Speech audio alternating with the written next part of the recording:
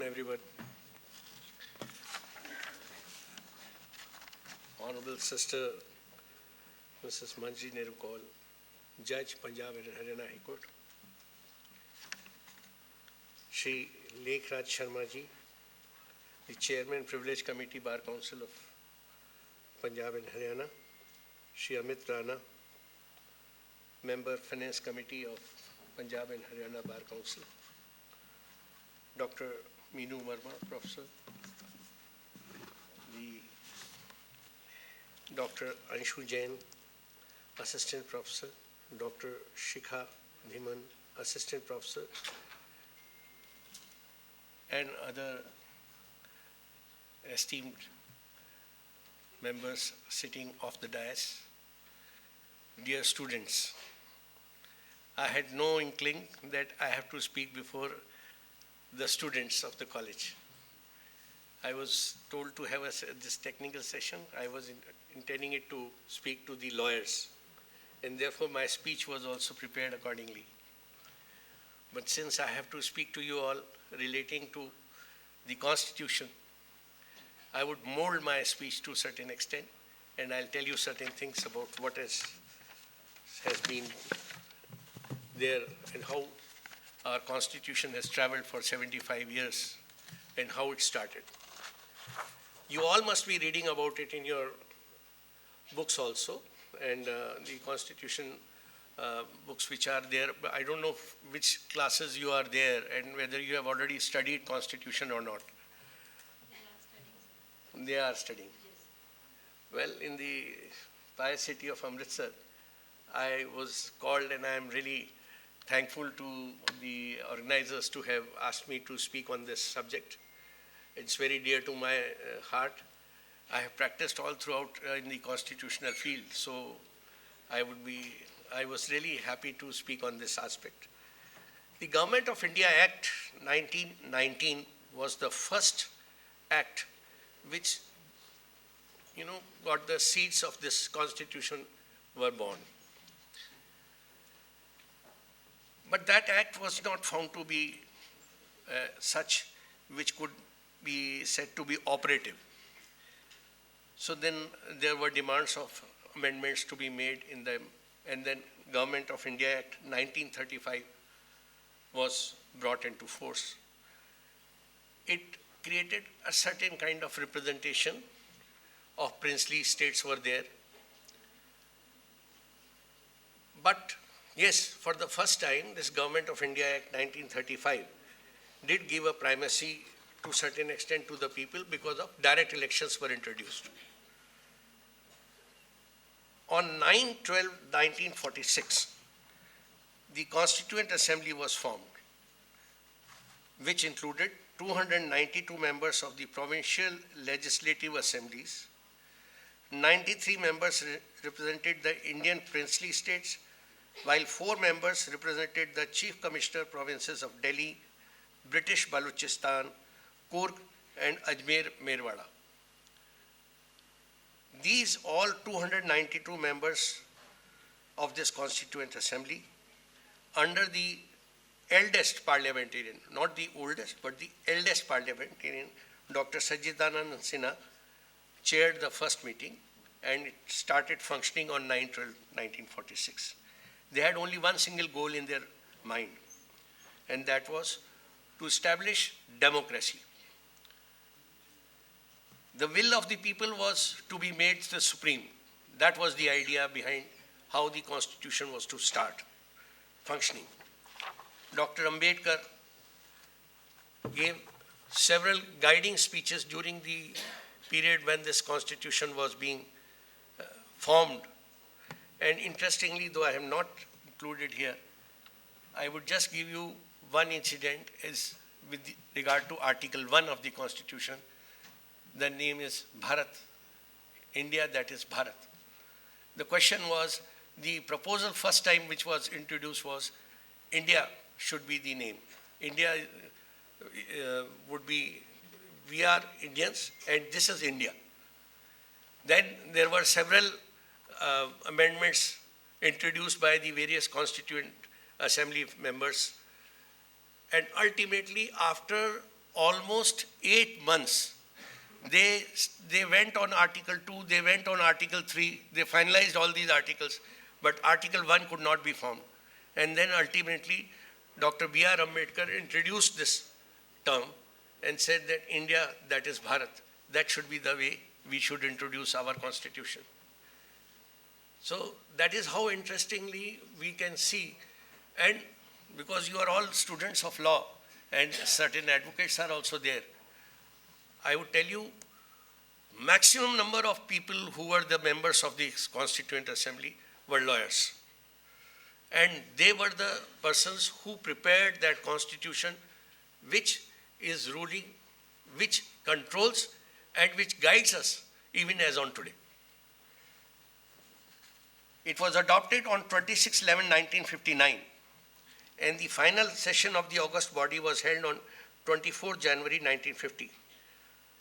It was signed by Dr. Rajendra Prasad as the President of the Constituent Assembly, and it transformed India into a sovereign democratic republic with a federal structure and parliamentary form of government. The first draft of the Constitution of India was actually prepared by Dr. B.N. Rao in October 1947, and final draft took 2 years, 11 months and 18 days. It contained 395 articles, 8 schedules, and official edition, which was published, contained 251 printed pages. Presently, it contains 448 articles in 25 different parts and 23 schedules. It contains 1,46,385 words. It is the largest written constitution in the world. Many scholars have been commenting on it. They say, how much life will it have? Because ordinarily, if you look at the constitutions all over the world, most of the constitutions were scrapped after 17 years. That is the average life which was there, except only one, that is USA, and the other one is India.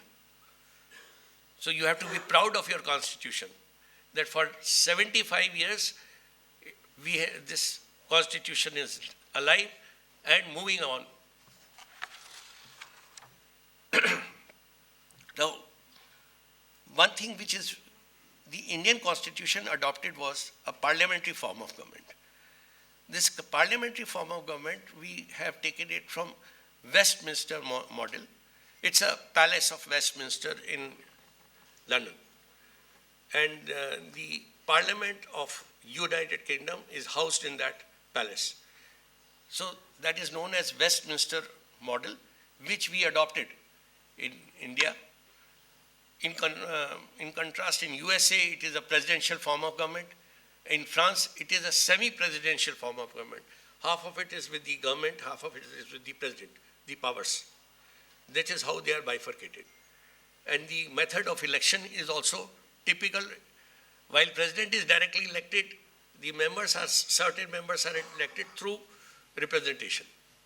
We have in India this parliamentary form of government where we have two, one is Rajya Sabha, where the people are elected, the members are elected by the elected members of the various legislative assemblies and union territories.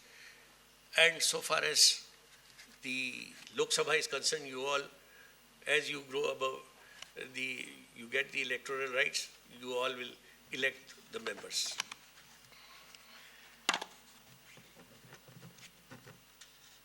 Now, when the Constitution was adopted in the year 1950, the first sitting of the Supreme Court was held on 28th January 1950. And it was held in the Chamber of the Princes. Chamber of the Princes is the place in the Parliament where the Supreme Court housed initially, till that Supreme Court building was formed. And Supreme Court building, interestingly, is in a form like the two scales, and the main, the Chief Justice's court is in the center, and the formation of the building reflects that yes, it is for granting justice to all. the Supreme Court, why I am speaking about Supreme Court is basically for the reason that keeping alive the Constitution has been basically on account of the verdicts coming from the Supreme Court from time to time. I wouldn't know whether you would be understanding about judgments of I.C. Golaknath was there, the first judgment which came of 11 judges, which said that there are certain parts of the Constitution which cannot be amended. There is a power available under the Constitution, that is Article 368, which provides that the Constitution can be amended. Now there were attempts, certain political leaders, certain other circumstances may arise, or there might be a certain public opinion, which is reflected always through the members of the parliament, that the Constitution, certain provisions of the Constitution should be amended. And that is how till date we have as many as 106 amendments in the Constitution. But these 106 amendments are not yet, all of them have not been accepted by the Supreme Court. There are certain amendments which were set aside by the Supreme Court. And the first one where they tried to attempt was to amend 368 itself. Article 368 was amended, and it was stated there that under clause 4 and clause 5, that the government can even amend the entire Constitution and part 3 and Article 32 and everything could be amended. And no one can challenge it in any court of law. So those provisions were struck down by the Supreme Court. I am not going to give you the judgments because you will have to study them later on. And you will not even remember them if I speak about the judgments. Of course, what I want to tell you about the life which the Constitution has dealt in 75 years now is that there have been attempts, there have been interpretations into the Constitution from time to time. The Parliament makes acts which also flow from the Constitution. The power is from the Constitution. But certain acts which do not go in conformity with Part 3, that is the fundamental rights, or with other provisions of the Constitution, those are struck down by the Supreme Court. The Supreme Court has a power of judicial review. High courts also have the same power of judicial review, and it is exercised to the extent of the acts and rules which are framed and are implemented in the courts. The role of the lawyers is to point out those provisions to the court, and the judges, they examine it with reference to the provisions of the Constitution. And that is how the rule of law prevails. So that is how the Constitution has been prevailing till date.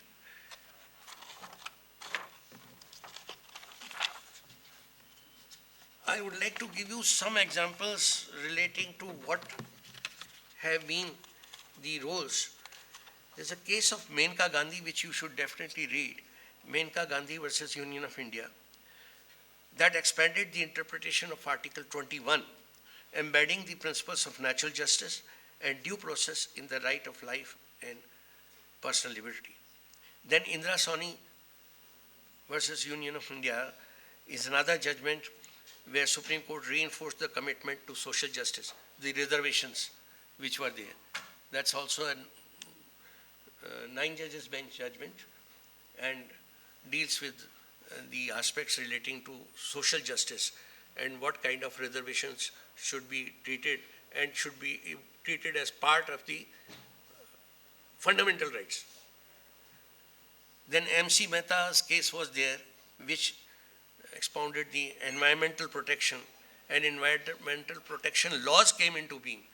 Before 1974-75, there were no provisions relating to protection of animals, protection of the natural environment, air pollution. These were totally foreign to, but this judgment and MC Mehta, when it was brought to fore, in the Supreme Court, that resulted in several amendments being introduced by the Parliament, and we have now strict rules and regulations which regulate the pollution which can be there, and in all your rivers which are flowing in Punjab, you all should take care. You'll have to take up litigation sometimes when you find that they are being dirtied on account of the industrial process which is being flowed in these rivers. I saw at one place in Bhatinda there was one complete project which has been closed down on account of it causing pollution to the local river there. Then recently, that independent thought judgment, the rights of the children were protected and placed at par with that right to life. Right to equality and dignity of LGBTQ community was highlighted by Supreme Court in Navtej Singh Johar. In Union of India and Association of Democratic Reforms, the Supreme Court mandated transparency in electoral process and highlighted recently in regarding NJC also, there were judgments passed by the Supreme Court. Of late, K.S. Pattaswamy is one of the judgment which you all should go through, which actually speaks about what can be the rights of an individual, and right to privacy has been highlighted in that case. Today,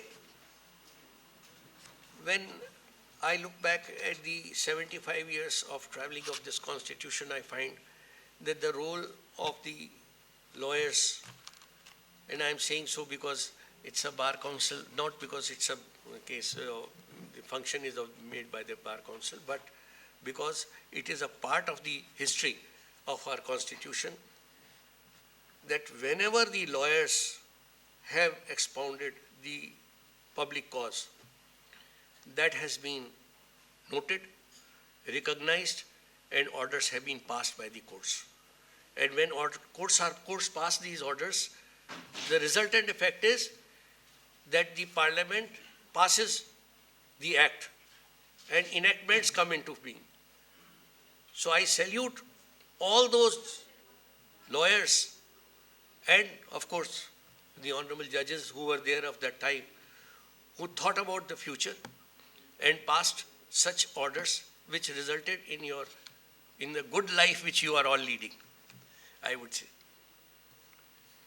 The destiny of our nation and our people is reflected from the wisdom of our constitution. The constitution has been like the range of mountains of Himalayas, with various rivers of thought flowing from it, making their own journey towards different fields of law, similar to various tributaries which are flowing from various rivers towards different sides.